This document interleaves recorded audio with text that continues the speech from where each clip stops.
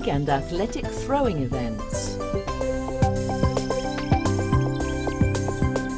PipsQueak loves sports. He's very intrigued about athletics because although he thought it only involved running, he's just been to a competition in which he discovered that throwing events are also part of athletics.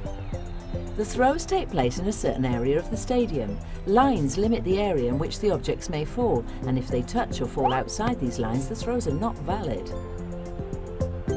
PipsQueak is amazed at seeing that in athletics different techniques are used for each object that is thrown. Strength is essential. It's concentrated in the whole body and has to be transmitted to the object through a series of movements during the throw. The shot is like a flat stone and the javelin like a spear. The hammer is thrown with a rope and the disc is a round flat object. Each one of these objects is thrown using a different technique, and so they are judged in different categories.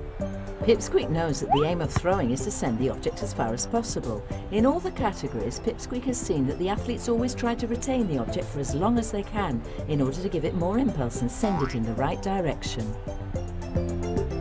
The shot, the disc and the hammer have to be thrown from a circular area marked on the ground. PipsQueak sees that the athletes always stay inside the circle watching the thrown object. They have to stay there until the object hits the ground. If not, it's considered null.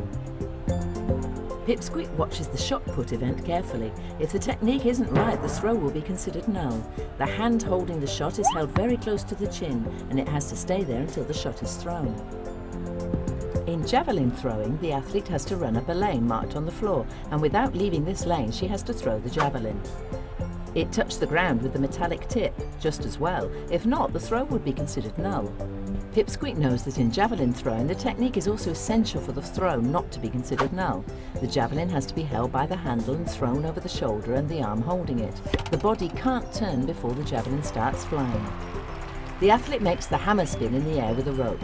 There's one danger though, that the hammer hits the ground. PipsQueak knows that if this happens and the athlete has to stop the throw, it will be considered null, but if he keeps going, it will be valid. It's spectacular to see the disc being thrown. A spectator explains to PipsQueak that it is held by bending the tips of the fingers over the edge and leaning it on the forearm so that it rests there. PipsQueak can see that in the throwing events it's important to control the whole body so as to be able to develop a good technique.